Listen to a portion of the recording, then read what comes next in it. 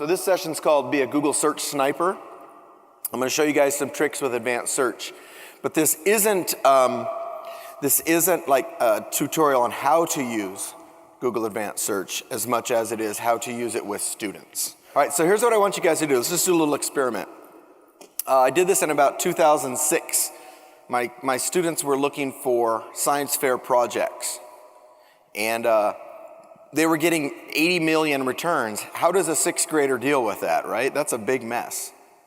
So I want you guys to just Google the phrase science fair. No quotes, don't cheat. If you already know some tricks, don't use them. Just Google science fair and yell at me how many responses you get. 67 million.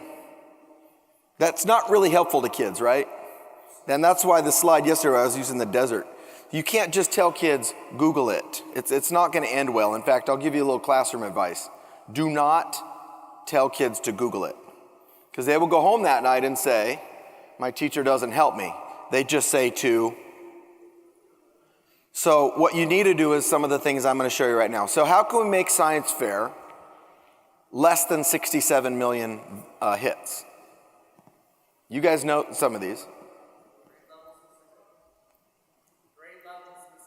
Yeah, so why don't we go 6th grade science fair? Try searching that. Let's see what our number turns into.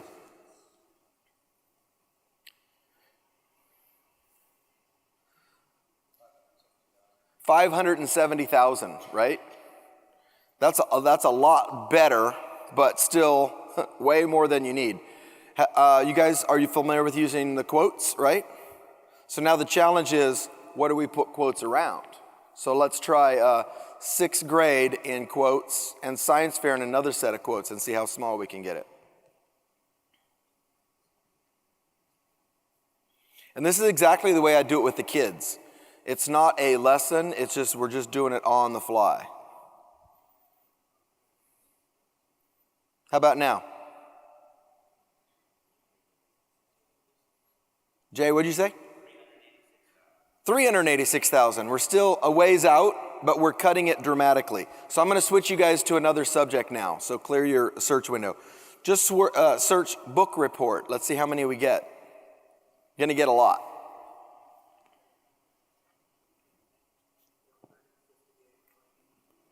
$458 million.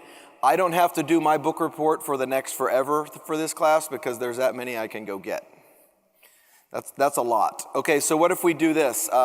Book report in quotes. Just change it to quotes.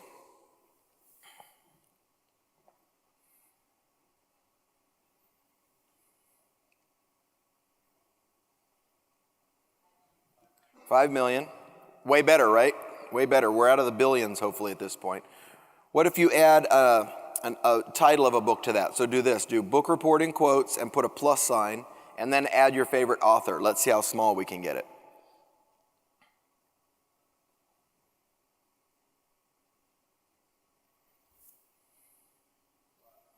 Mike Volmert got it down to 5. Just that little bit of dexterity and doing it with kids that way. Do you see how that's it's a fun activity? I'm not lecturing at them. I'm just walking kids through the idea of this. This is how we're going to work our way down. There's a lot of fun little tricks you can do. You can use a plus sign. You can use a minus sign. But I think having that kind of experience with kids really wakes up their mind instead of just saying Google it. 100 million results is not that helpful. So don't let them wander around in the desert. Now I'm going to show you guys another trick with advanced search. Have you guys seen Google Advanced Search? Yes? Okay. So it used to be here. I'm kind of mad at Google because they keep moving it. It used to be very easy to get at the bottom of the page, but nowadays what you have to do is you have to literally search for Google Advanced Search, and this comes up. And I'm going to increase my font size here. So if I put in, find pages with all these words, ancient Rome. Any 6th grade teachers out there? Not today. Okay, that's good though. Ancient Rome. And then what I do is I scroll down to the bottom. If you haven't been to advanced search before, this can be very intimidating. It looks like it's low-level coding, right? You're like, ah. And literally the first 2 or 3 times I saw this, I immediately hit the back button. But all you need to look at is this. Ancient Rome. And scroll down here to Format, Microsoft PowerPoint. Anybody want to predict how many PowerPoints for ancient Rome already exist? Just throw out a number. 50,000? I like that. But it's not that many. Just that quickly, I found 5,880. And what you note on your screen, when you advance search, what you're going to want to note is this part right here. See how that little PPT pops up? All of those are PowerPoints. And the first thing that people haven't seen the first thing they say is, can I edit those? Yeah, you can. You can just download them and edit them. They work great in Google Docs because Google Docs will take in a PowerPoint. So how many weekends did I just get back if I'm teaching 6th grade and I don't have to make, in the back, she's like, what? So let's try another one. Somebody throw me a term out of the audience, something you teach. Now here's what doesn't work, because there's always a group of people that says, think of a major textbook manufacturer. Does it do major textbook manufacturer lesson 2.7? No, it doesn't do that. You have to think generic terms like Cold War, ancient Rome, Battle of Gettysburg. You have to think something kind of generic. So throw one at me real quick. Mitosis. Oh, this is rich. That's a classic. Mitosis. 19,400 already done. And you can just go right through. That's the thing you look for right there. Oh, we're going to get to that in a second. Yes, you can do that. Can you search? He said, can you search for one with animation in it? Yes, you can. I want to just stay with this aspect of it for now. Who's got another one for me? Civil War. That's going to be a good one. 48,000. Okay, so how many weekends did you just get back? You know, I can go and troll PowerPoints for 5 to 10 minutes and have a really cool week of stuff I can show kids in 5 or 10 minutes. One of my favorites that I did, and I cursed the day that I lost this one. I'm just going to give you guys a scenario. I found a PowerPoint on archetypes. This one might be kind of good here. I'm just going to go for it. I found one on archetypes that compared archetypes to Disney characters. At that point, I was teaching sophomore English in an almost all boy class. And so I said, okay, I'm going to roll the dice on this and see how this goes. And it was great because they're in the audience going, Rafiki's the wizard. That totally makes sense. You know, and Scar, you know, and they were seeing all those different pieces of what's going on. So this is looks like Movie Hero one. I've never seen this one before. But if you were going to teach archetypes tomorrow, slideshow, play from start, how much less work have I done for this week's lesson? I'm looking pretty good for a 1-minute investment. So I'm going to leave this one up as a good example. So with that set of sophomore boys, you know what I did was I showed them the archetypes thing, and they really latched onto the whole Disney thing. And I thought, well, I want them to do something. I don't want them to just watch a PowerPoint, right? So I did it kind of quick, maybe 10 minutes. The next day when they came in on my website, I had a link to that PowerPoint, and I told them, I need you to, because we were fortunate back in those days to be an early one-to-one school. I said, okay, here's a link to that PowerPoint we watched yesterday. By Friday, I want you to rebuild that PowerPoint, except you can't use Disney characters. It has to be all Star Wars. And then there's a row of kids in the back, dude, what's up? I want Lord of the Rings. Okay. And so they basically took the bones of that other PowerPoint, stripped out all of the Disney stuff, and replaced it with whatever fandom thing they liked. You should have seen them on Friday. It was like I had Comic-Con going on in my classroom, and they were completely and totally engaged in that project. What was my lesson build time? And I'm mad at myself because I lost that one. I can't find it anymore. If you Google it enough, I'm pretty sure you could. But can you see the concept here? You just take out Luke and you put in who? Harry Potter? Living under the stairs, right? Simba, born a prince. Is Luke born a prince? Yes, he just doesn't know it. You just you have kids take the other presentation and just rebuild it. That's what we call scaffolding in lesson design. So I'm going to get out of that here. So here's your quick way to get to, in Chrome, There's your quick way to get to advanced search. My earlier example is I just search for it because they keep moving it. But that's a good trick. If you're in Chrome, you just go to the gear wheel, advanced search, and you're right in there. So I'm giving you guys a little work time now. Who's got one to share? Mike Volmert. So the search was trash in the oceans. Nice. And any of the words Pacific in collects. We have a third grade class that's doing this as a project. And PowerPoints. So and how many did you find? 3,680, and the first hit was the Pacific Garbage Patch. There you go. What the kids are studying. So you didn't just find a web page about it, you found PowerPoints. And what do you think? Do you think third graders could deconstruct those and modify them? Oh yeah, no problem. So you guys see where we're going with this? Who else has one? This is pretty easy. This is fun. I'm looking at you, Ernie. Oh yes, and this works on iPads, right? Yep. What do you got there? Conservation Proclamation. And how many did you find? That's the thing I can't figure out. Oh, it doesn't show the results the same, does it?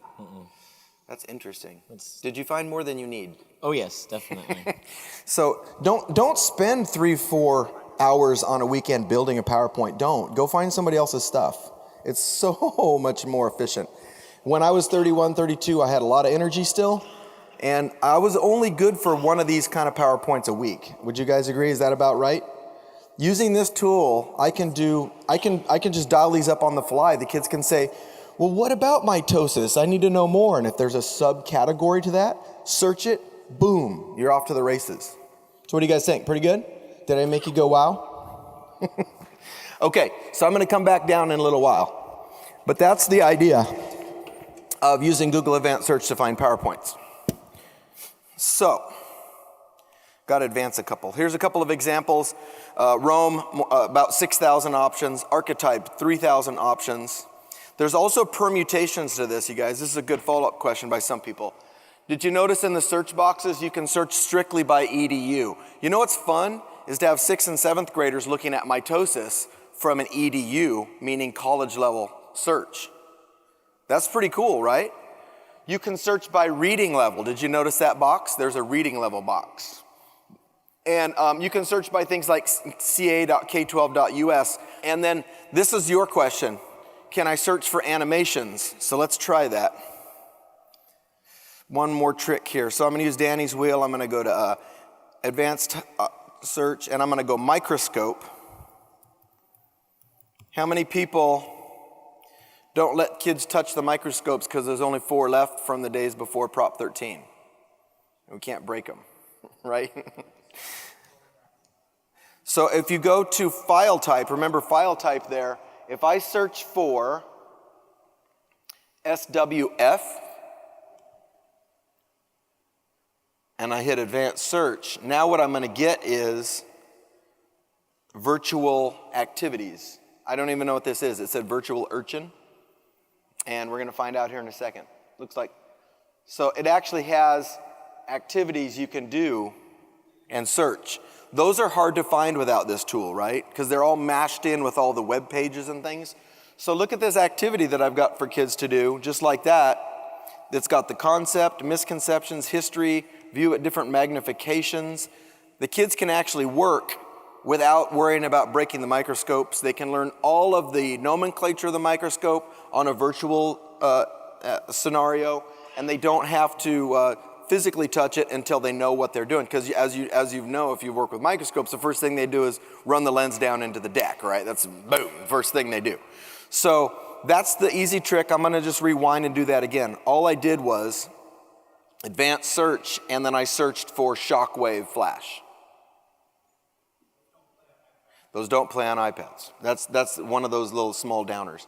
You can also search for Google Earth files. Not as rich of an experience, but it's worth a look sometimes. And you can look for Excel type files.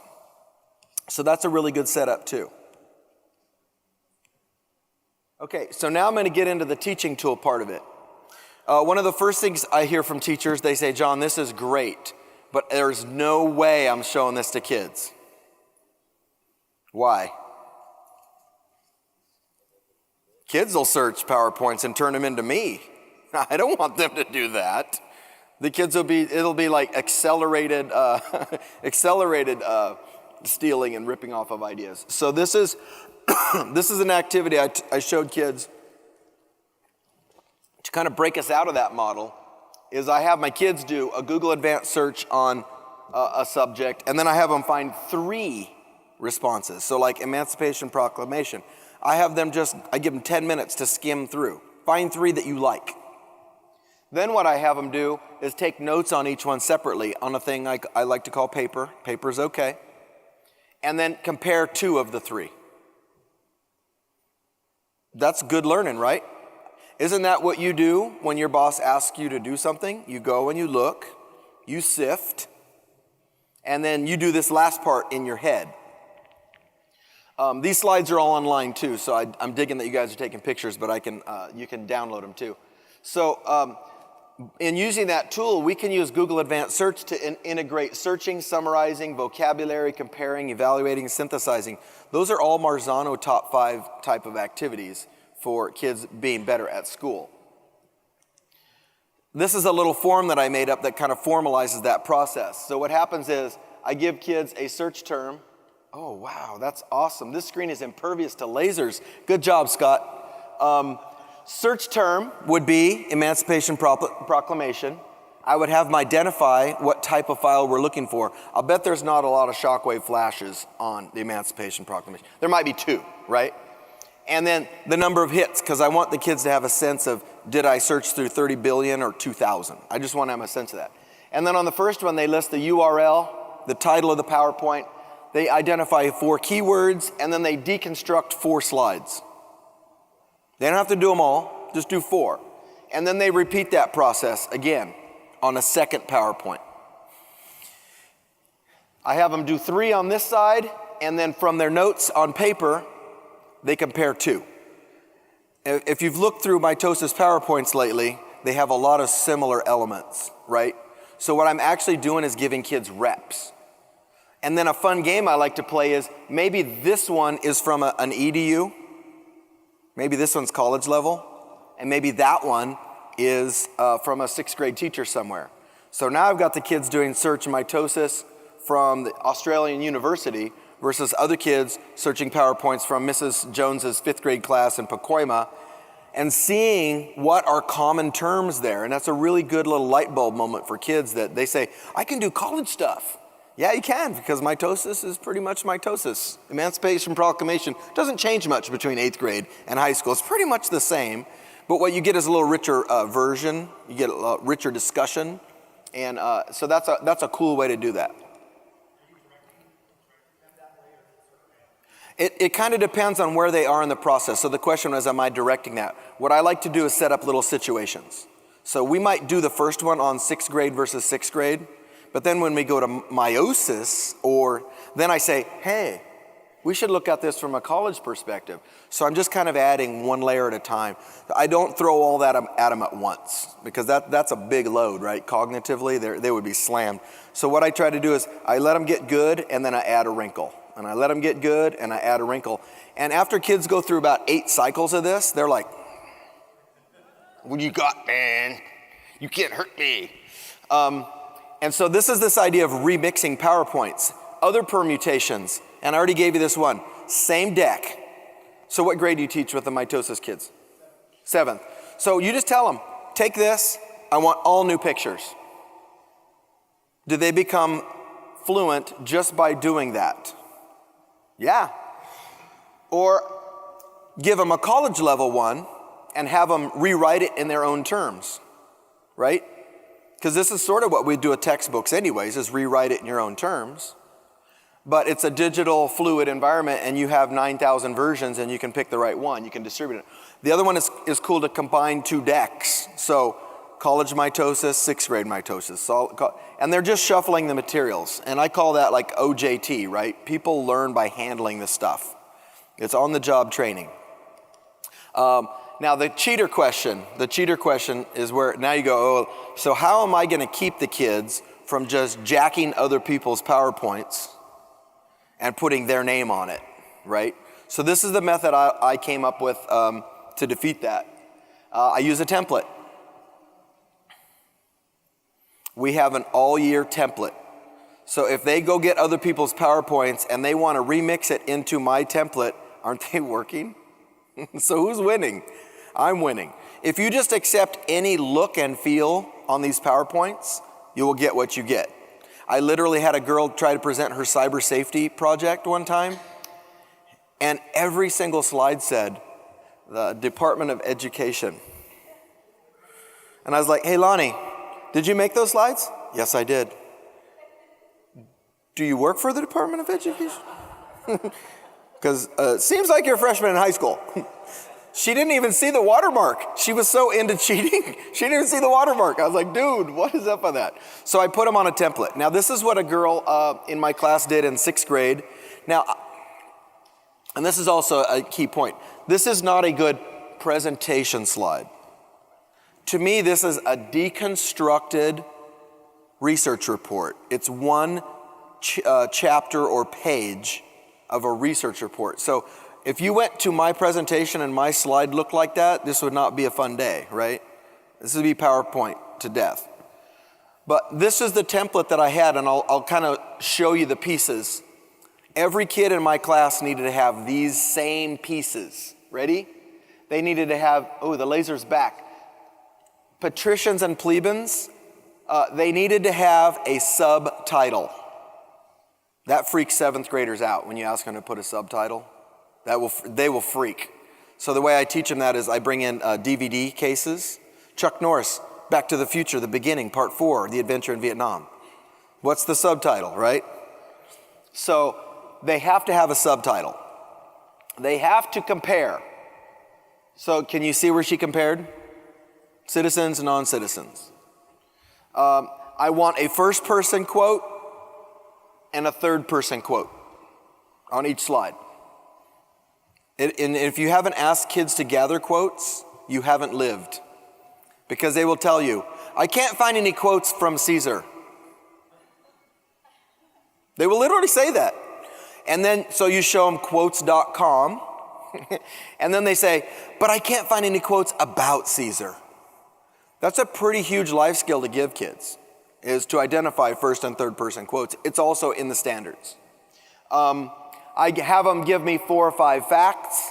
I have them give me a couple of pictures. I love this one because I know she didn't copy and paste this one because Plenty the Elder is not a real person. I love a couple little grammar errors because it means they weren't copy pasting unless it was from a really bad website. But I make them do all this on paper first. They do research to paper. I grade their notes. Then they build this out. So this is the part where it gets really fun. Because we work off of a template, the girls' instructions for this slide, total instructions for this slide, this was one of 12. The total instructions from me were, tell me Caesar's political history. 6th grader, 2002, made that because she understood the template. If she goes to write a formal research paper in high school, does she have a good foundation for that process? So this is my template. You may make a better one than me. This is over a decade ago. Write your own captions for the pictures. The picture one's important to me. I try to get the kids something that's diagrammatic in nature. I would tell them, please don't put a picture of Caesar, too easy. Try to dig a little deeper and do something else. So you really have to break the copy-paste cycle. I purposefully do not let kids go web to their Google Slides or web to their PowerPoint, because what they'll do is they'll find a blurb, put it in the PowerPoint, find a blurb, put it in the PowerPoint. They haven't really wrestled with the content at that point. They haven't really sorted. They haven't really determined if it was good or bad. They're just like, garbage patch, pow, garbage patch, pow. They're just dropping stuff. So I always make them go to paper first.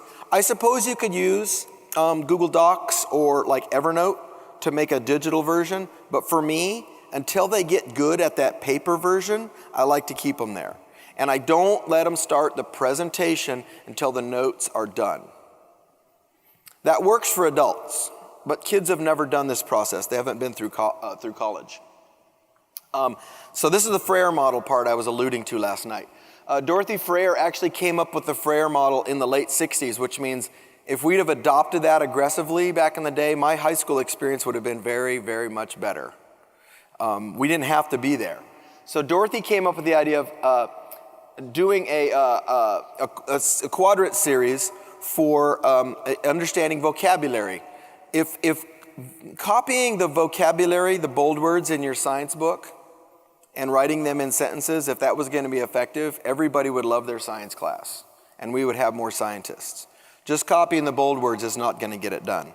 So this is what a Freire model looks like. Definition in your own words. Facts and characteristics. Non-examples and examples. Can you use that all year? Can use that in any grade level. Any class. Now you can use this on paper. I've seen people that have converted this into like a Google presentation slide or a keynote slide and have the kids work digitally. That's okay too. Do you see how this could be a powerful pre-building activity for the Caesar slide? There's many different shapes. This is somebody took some artistic liberties and moved some things around. What I like is there's a picture, there's characteristics, there's an example. Here's one that's built out so you can kind of see what it looks like in real life. Definition, characteristics, non-examples, examples. This is going to be way better uptake for kids in Common Core. Because on the Smarter Balance testing, kids are going to need more than one right answer. They're going to need to grapple with things. They're going to need multiple viewpoints to get it done. Yeah. I would say maybe in a 5-day week, right? I might use this 20% of the time, or this could be the homework. So if I give them the vocab words and we're a one-to-one school, I might give them 10 or 15 minutes a day to work on these kinds of things. I don't think you can live there. It kind of comes and goes and comes and goes. I'm not a big believer in teaching by vocabulary, but the flip side is there's sometimes you just have to teach them the nomenclature, right? But they could do this in teams, and I'm going to show you a cool little method for doing this in group work. Here's another example. And what I like about this example of using desk is they're teaching kids how to play the game first. They're not going straight into the academic part. They're teaching them what does it look like when it's right, using schema they've already got. So like in a science class, you can't just go straight into genetics because they don't know the game that they're playing. So you might start with microscope or desk or chair to get them rolling. Everybody gets an A, they think they're getting a good grade in your class, and then slowly the word right there gets a little fancier. Yeah, exactly. Yeah, and paper, right? You don't need a lot of prep. Another math example, kid version. Now this is nice right here. Does not have 3 sides, does not have straight sides. Clearly not copy pasted on the spelling of straight. But it's a softer way to do it. It allows for some creativity. You guys are hearing 4 C's, right? Do you see some elements of 4 C's here? I do. There's some creativity. Probably flowers don't show up a lot on worksheets in a math class. So this kid's thinking about it. That's cool. She's making a little text-to-self connection there. This is one that I designed for some of our K1 kids. And this isn't just the Freire. This is actually the direct instruction they're using to teach numeracy. So you have kids pick a shape, like a triangle or a circle, and you draw one in the middle and you decide how many today. It's going to be 3. You put your circle on the number line. You do some little activities. Kids are gaining a lot of skills in a short amount of time using that, and it's strictly paper pen. So Google Presentation and Google Classroom help with this because that's the way you can distribute and get things back in and out quickly. How many of you guys are Google districts just for fun? So mostly. And are you using Google Classroom? Okay, if you're not, you're making a huge mistake. Google Classroom is the thing that keeps you from having 150 in your inbox every day because you do not want that scenario. That is bad. And then I'm going to start talking about embedded instructions instead of handouts. So typically in the science classes I've been in, I'm just going to keep picking on you because you're very active. In the science classes, I get a packet, and then I take it home, and then I lose it. So the packet's gone. What I like to do is put my instructions right in a set of Google Slides. And then the kids delete as they go. So it's very modeled. So I'm going to show you guys that right now. But I put the instructions, the research they need, the links, the pictures, all right in a Google presentation. So that one I showed you about ancient Rome earlier predated Google by about 8 years or 6 years, especially Google Apps. So I didn't have that tool then, but I'm visualizing this forward. And we already have a technique. How many of you guys have ever done a jigsaw as a student, right? It's good stuff, but the problem with the jigsaw is that it's kind of not accountable because you got that one kid that might talk the whole time and at the end go, yeah, right? What the smart kid said, I agree. It's paper pen, so that's not really building our kids' tech literacy. If it's in a paper pen scenario, they can only research what I give them. We're trapped by that, or they can only research what's in the book. When you're in a one-to-one environment, even if it's just, in your class, not necessarily a take-home, when kids have the internet, they can search dozens of options and find the ones they think are the best. I don't think it's super academic. The jigsaw is fun, but I'm not sure that necessarily makes the test scores higher. You don't have to lecture and the kids enjoy it, but it may not translate academically. And then it's unshareable. Once they do all those jigsaws, unless you want to take all the paper plates or whatever they did their jigsaw on and show it to the faculty, all the work is on one piece of paper. It's hard to get it from the kids. Like, how do you distribute the notes or the results of that? So I came up with an idea called Iron Chef for doing this. And it comes with a lot of reps and teachable moments. It's creating instead of listening. How many of you think that, I'm not going to ask you to raise your hands. Classic teaching culture is that I have to tell them stuff so they'll know stuff. Does that make sense? I have to tell you about volcanoes or you don't know anything. Well, and the bad news is a lot of these kids watch a Discovery Channel and stuff, so they may actually be ahead of you on some things. It's very much about the kids forming their sense of reality of what the thing is and then broadcasting it back to each other. And it's very loud, social, and messy. There's going to be music. I've had people that put in mirror balls. We tried smoke machines. Not good with the fire alarm, so just be aware of that up front. It's awkward with your administrators. So basically, you take a key concept, you do a little bit of summarizing, you do a little bit of clarifying, you do some annotation, and you do some visualizing on the fly. So this is kind of the Iron Chef concept. And instead of lecturing. So you take a Google presentation, and I have the kids, each kid works on one slide at the same time. So in your group of 5, there would be 5 slides. Each kid's doing one slide, so I have accountability for who's doing what. And this is the slide deck that I actually used at Google and at the Mountain View Teacher Academy. So you guys are getting the same stuff they got, structurally. Do you guys know what mise en place is? And if you were in my session yesterday, I was talking about this the other day. Mise en place is the reason that cooking shows look fun. It means everything is prepared for you. It's all diced up for you. And so I think my job as a teacher is to prepare the Google so the kids are ready to use it. So what we do, the other part that we do about speaking and listening standards is, have you heard of Pachakacha or Pechakucha? Depends on what part of America you're from, how you say that.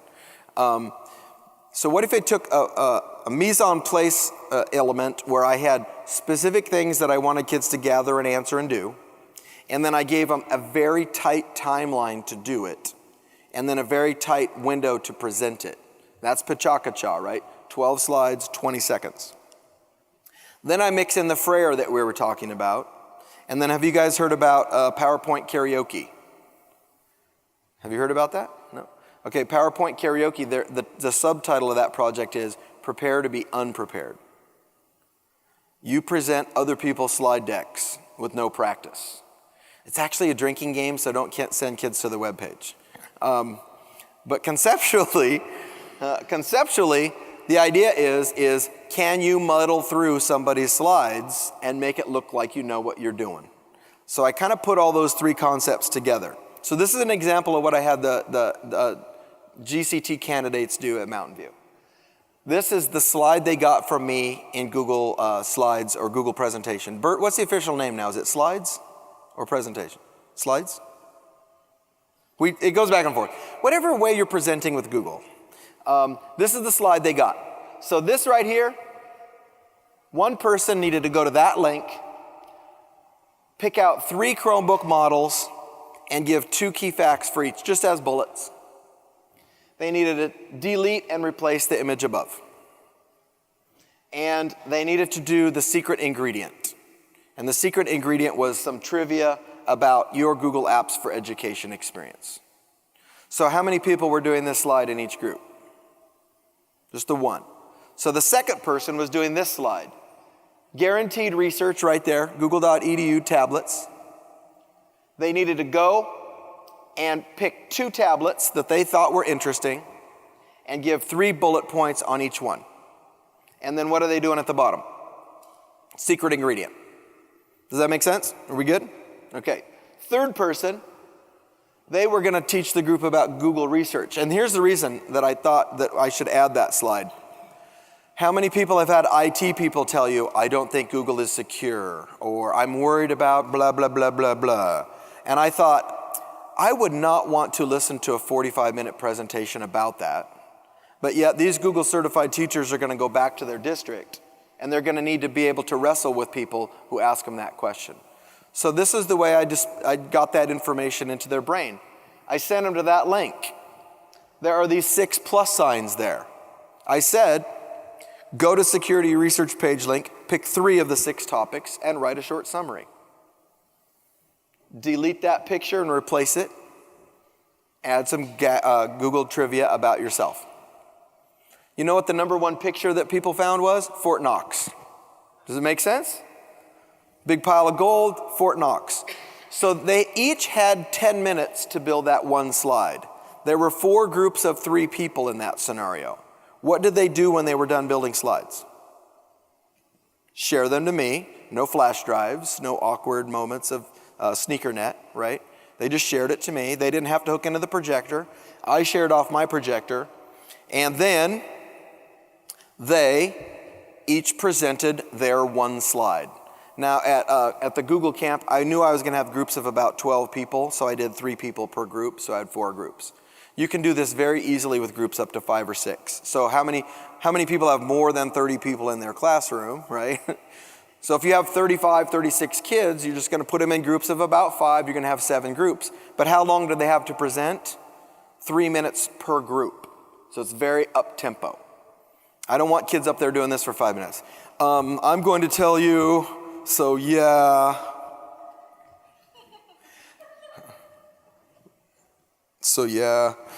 We get major bonus points off if you say so yeah in our presentations. So yeah. So we would give them 3 minutes, and the kids are so focused on being done on time, they're not really thinking about having to speak. It's a little smoke and mirror thing. Accountability. This is a true picture. How many revisions in the revision history? 214. That was in 10 minutes. That group had 214 revisions in 10 minutes. Because you guys know about revision history, right? You've got that in Google Slides or presentation or whatever they call it this week. But that's what's really impressive is you can go in and see some of the groups at Minarets when I was there, a group of 5 kids would generate 300 revisions in 10 minutes. Do I have proof that kids are working? But the other fun part is it looks like Nathan's doing most of the work at this scenario, right? So we can have discussions about who did the most work, who did the least work. Well, Kevin's argument was that his revisions are all down in the 80s because his slide was done first and Nathaniel was working late. So there's a really nice accountability piece you have there with Google Docs. And the other one is, I don't grade them. I play the role of Ryan Seacrest. I stand in the back of the room and I put 3 kids up at a table in the front. Now there's a lot of ways you could do this. You could have the whole class give feedback in a Google form. But in the old days, before I was one-to-one, what we would do is we would have 3 kids in the front as the judges, and they would each judge on 3 categories: artistic impression, technical accuracy, and overall perfection. And so the judges would be in the front of the room talking about the slides that they just saw. Does that make sense? The reason I do that is, it's in the same way that it's boring to watch PowerPoints, even if it's me, over and over again, it's worse for kids watching kids. But when you add the judges, you add a little bit of drama to it. Because, I don't know if they're going to mess up. And then the judges would change about every 2 or 3 presentations. And what I like about Iron Chef is 5 to 6 reps. Those kids are going to get to see Emancipation Proclamation 5 times in one period. Different perspectives. Those kids are going to get fast feedback. We're going to search and we're going to know. And we're going to search and we're going to know. They don't have to wait till Friday to get their feedback. It's going to be immediate. Yeah. What I've done is I've just made a little piece of paper, but you could do it in Socrative, and then boom, there's the results going up of the judges. I've done it on a little piece of paper, and just each judge gets 10 points. It adds, because when a really good slide deck happens, they're like, is this going to be all 10s? One of my favorite comments ever that was non-solicited by me, by a 6th grader, was she said, I want to give you a perfect score. I want to give you a 30. Except on slide 3, you said you had a personal pronoun, and I just can't allow that. That was a 6th grader talking to other 6th graders, and I was like, yes, retire now. This is my perfect day. So the kids really internalize that. But the key there is mutual assured destruction. You're all going to get a turn as a judge. So if you light somebody up, and isn't that a modern workflow though? Don't you? If you were going to work at Google, that's what happens. Do you guys know what code reviews are? If you work in an industry, in the computer industry where they're doing coding, you have to publicly present your code to your team. And they give you live feedback and they say, dude, you got a kludge on line 72. It's messed up. This is what people do in real industry. It's called a code review. Look it up. It's a very interesting concept.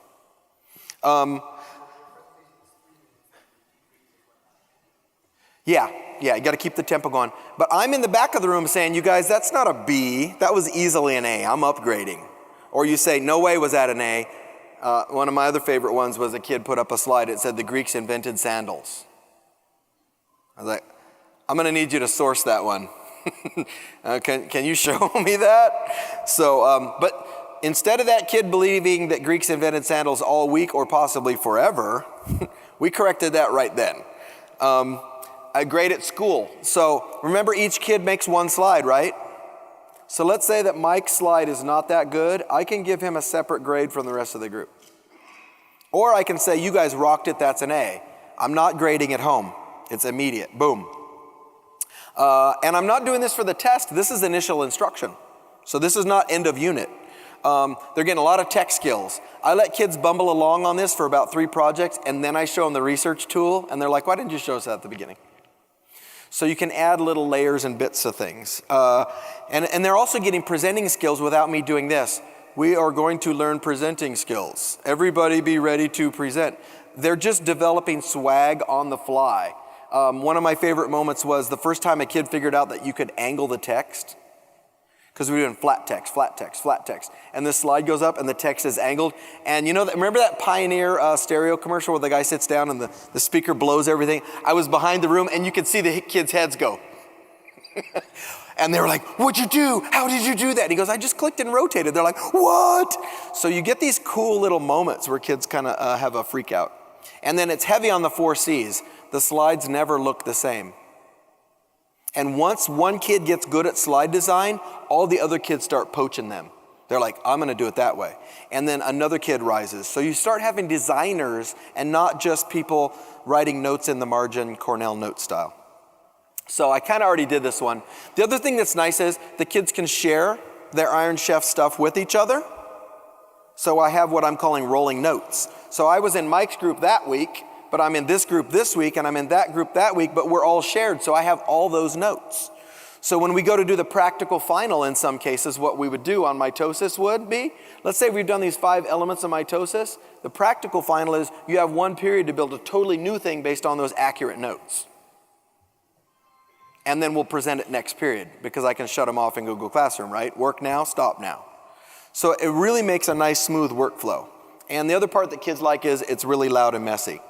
Time frame is about 20 minutes. Most of you guys have at least 45 minutes for class, right? So if the kids walk in and they pull that link down or get it out of Google Classroom and they start working because they already know what we're going to do, which is an Iron Chef, all they need to know is the term, they upload the link, they make a team. Within 20 minutes, the whole class can have built that out. I've still got 25 minutes left for the 5 lectures, which are only 3 minutes each. That gives me 8 or 10 minutes at the end of class to clean it up or kick off tomorrow. It's very efficient. And how much energy am I burning? The kids are building the slides. Back in Black is playing by AC/DC, and I'm walking around like this. Good job, you guys. That's awesome. 3 minutes. I'm not doing the work. I'm watching them work, and isn't that the ideal? And if a kid does this for a whole year, do you think there's a class at any grade level in America that could stop them? They're going to be Godzillas in classrooms. So if you were going to design one, this is a fun way to start. Every slide needs one picture. Every slide needs one quote. Add 3 bullets about a pet or a hobby. That's what I might do the first week of school. Work in groups of 4 or 5, 1 slide each. Pet or hobby. You'll always have that kid that says, I don't have a pet or a hobby. Favorite food. Please tell me you eat food, right? You have them works in groups of 5, 1 picture, 1 quote, 3 bullets. Secret ingredient, if we were doing this today, a Q15 moment. Is there a quote, a speaker, a hashtag, an Instagram picture? Drop something in that personalizes that slide. Boom. So that's what I might do the first day of school, the first week of school every day, because I'm building that tempo and skill set. Because the second week, we're going to go big. Does that make sense? Here's some feedback I got from Kyle Klein. I used your Iron Chef in class today. Kids were ecstatic. And he even shared a link to it. So he was sharing that out. And this is really good stuff. And this was a quote that was kind of popular yesterday. If your kids aren't ecstatic when they leave your class, you might want to change some stuff. Ecstatic is a pretty good place for kids to be. And then if you want to get more technical, there's all kinds of Google activities. If you just click Google Advanced Search, there's tutorials galore on how to get into the little technical pieces, but that wasn't the thrust of today. So what do you guys think? It's good? This slide deck's online at SlideShare. If you look up destroy note-taking with the Google Advanced Search, and you can download it and link it and share it. I would love to chat and talk and follow up with you guys. Some of this stuff is at mrcarippo.com as well. And that's my Gmail, and that's my Twitter. And I would love to interact with you guys. Any questions or answers at this point? Questions or things I can answer. Maybe that's a better way to phrase it.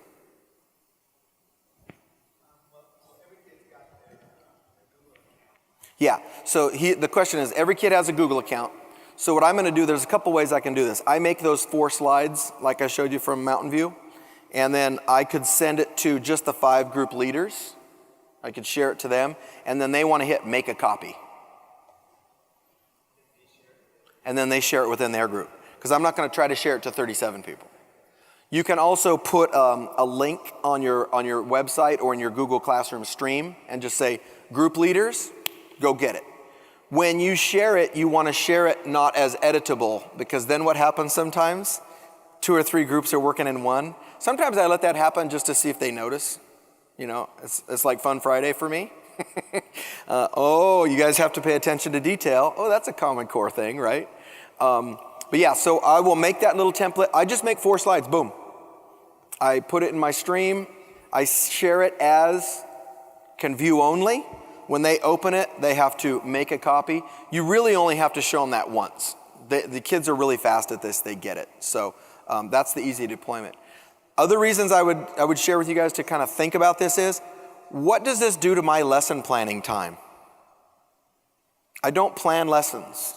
I just need to know what's the major thing coming up in my history class. So I go from Vicksburg to the battle in the forest, to Grant, to Lee. All I need to know is the key term and have my content expert hat on. Go. I don't spend all weekend going, how will I come up with an engaging set for this? Is there a Civil War cat video to get the kids interested? You know, I don't have to do that anymore, because the experience is the entertainment. That's built in. And then sometimes chips and salsa just for extra.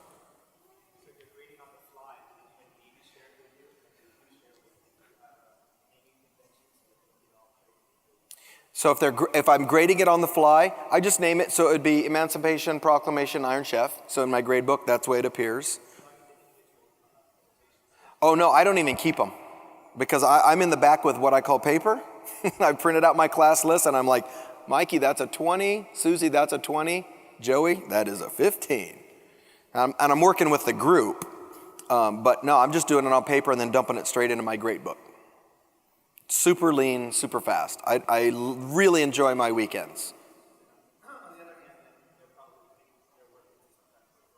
Right. Well, they're sharing it. If you're in Classroom, it's going to their Drive folder, or they can share it into a folder for this class if you're not using Classroom. And then the practical final piece is really cool because it's a remix of all of our work from the last 3 or 4 weeks. You get one period to rebuild what we built. So that's a fun way to look at it too. Yes? Uh-huh. So in the group of 5, what's each person doing as a discrete group? Okay, so the model I showed you, I just had like a task for each person. In a classic classroom environment, I might have one person write me a summary. Okay, and I would use somebody wanna but so then as a model, but one person might do the summary. One person might find, and again, it depends on what you're doing. Like if you're doing science stuff, to find the right 3 pictures that show the process or something like that. The next person might identify 4 or 5 key terms from the web page. You see where this is going? It's kind of like lit circles. So I give each person a task. One of my favorites to do is the group leader. They're a little extra busy because they got to get mine and distribute. So I kind of try to come up with something a little easier for them that's also good.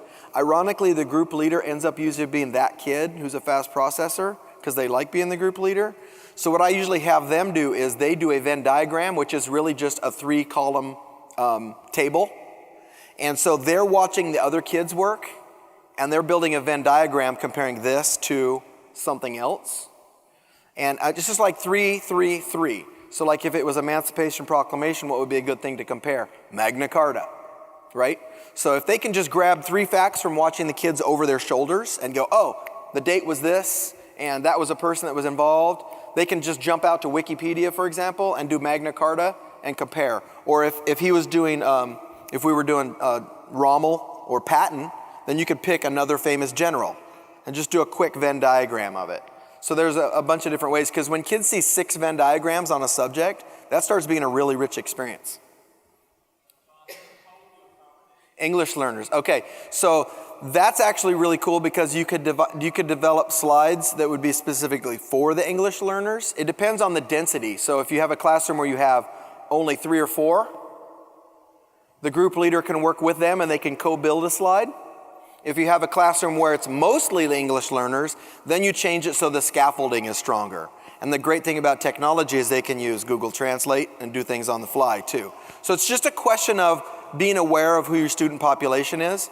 But I like this model because for an English language learner, they can build in their own language, but then they're gonna do a quick 1-minute presentation in English. So I'm asking them to make that jump, but it's in a safe place. They're not worried about it for a week. And so I think that's a cool option too. Does that help? But it is definitely something where you can level this a lot. I've seen resource kids, for example, any kind of student with difficulty. I've seen resource kids rock this, where they would not be able to do or pay attention to or be interested in filling in the blanks 89 times. Or they would never do the word search because it's a small enough bite that they can focus and get it done. And they're working in a group, right? So one kid can help them. That works out really well too. It's really, you guys, I just rebuilt a bunch of old stuff. There's nothing really new here. Probably the biggest new thing here is the ability of Google to have multiple people working at once. That's the biggest shift part going on. No, they can just stand up wherever they are. That's fine too. Because again, with an English language learner population, if you've got kids that are reticent to approach the front of the room, they can just stand where they are one at a time and then sit down. That's totally fine. What I find is after 5 or 6 of these, my classroom has been a safe place to talk. That's the cultural benefit. It's safe to talk. And then I'm constantly being Ryan Seacrest and monitoring and moderating the discussion. When I'm the classroom teacher and I talk most of the time, most of the people are focused on being quiet most of the time. When talking every day is what we do, after 2 or 3 weeks, that whole thing disappears. There's a lot of kids that find their voice in this activity. Yeah.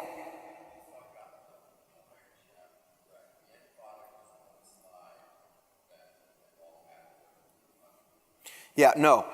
Each kid makes one slide. So there would be 5 kids in a group, how many slides? So they're each individually accountable, right? Now this is a true story.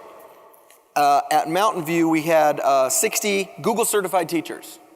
Do you think they are tech savvy? They were selected out of a group of 600 teachers. I had 3 teachers that did not do this. At the end, they were like, I just didn't get it. I didn't really know what you wanted. So I said, okay, I'm gonna put my teacher hat on.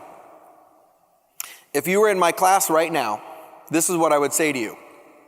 Do you know what to do tomorrow? Now that you've seen it, do you know what to do tomorrow? And they said, well, yeah, this is gonna be easy. You get an A. If you do this again tomorrow, it would not be an A. Because isn't that the definition of learning? Right? So I'm able to moderate those kinds of things. One of my favorite ones was I had kids doing the top 20 grammar errors, which if you teach language arts, don't try to teach them on your timeline. Just take the top 20. If you teach them the top 20, what's left? You know, you're getting into some really rare stuff if you're beyond the top 20. Number 1 on the top 20 is small I as a personal pronoun. Number 3 is missing comma after introductory element. Number 4 is extra introductory comma. And these are from college papers. If you look up Lunsford, top 20 grammar errors, it's from Stanford. Andrea Lunsford did a meta study of 5,000 graduate reports to build the top 20. How long would it take me if I did 1 of those a week? That's most of the year, right? I can't sink that much time into that. But by using the Iron Chef technique, we did 4 a day. So this group, I want 1 guy doing missing comma, 1 guy doing extra comma, 1 guy doing small I. You see where I'm going with this? So each group was doing the same 4. So they got to see each 4 times. But the kicker, the moment of the whole thing was when the group that was doing missing comma had missing coma. They had coma instead of comma. And the group that had wrong word is in the back of the room going, wrong word, wrong word, wrong word. They were totally internalizing what was going on. But in about 5 days, I worked them through the top 20. And then they did the practical final, which was to take 10 of the top 20 and build their own brand new presentation from what we had built. And then present that. So they got 30 looks at the top 20. Lecture by me? None. That's smooth. I've done the same thing with literary devices. There are 36 literary devices. Very few English teachers are going to teach all 36. I can't do 1 a week for the whole year. It just eats up too much time. But I can do 4 a day. Got it done in about 2 weeks. Boom. So that's where the Iron Chef really accelerates this stuff. Plus you're getting the tech skills, the conversational skills. That's all bonus time. How am I doing on time? I'll keep answering questions all day, but I don't want to keep you guys. Do they get bored? Yeah, they get bored. You have to give it and then take it, and then give it and then take it. You don't want to do this every day. So I would do like maybe 2 days a week, and then maybe 3 days a week, and then stop for 2 weeks and then come back. You definitely want to be doing this kind of stuff. If you did this every day by about Halloween, they'd be in the principal's office. Yeah, and plus for you. But then the other trick is to vary it. So new types of questions. Today, new question category. 1 team member has to make a Socrative question set. Because Socrative doesn't care if you're a teacher or not. You can just sign up. What if you had a kid in each group that was making 4 or 5 Socrative questions? You guys have seen Socrative, right? It's an online little test builder thing. So I just keep throwing variables at them. I just change the game. One day I might do Iron Chef, paper version. Everybody makes 1 slide on paper. And you just mess with them. You just mess with them. Or you bring in toothpicks and they have to design their whole slide using toothpick characters. You know what I mean? You just keep messing with them. Just keep messing with them. Sometimes we do Iron Chef is the final. Sometimes it's your Iron Chef notes lead up to an individual project. You just got to keep varying it and keep varying it. But I would not do it 5 days a week, every week, all semester. They will hate that. So you just have to come up with some other variations. Or you could do this, Iron Chef, build a Google Site version. Now they know the game. Totally new tool. You just keep varying. Just keep varying.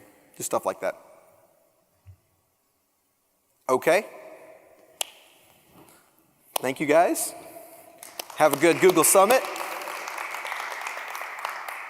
Hit me up on the Twitter. I will answer. That's my guarantee. And also, I come with free lifetime tech support. So if you need help, email me 4 months from now. I will still help you. Lifetime. Thanks, guys.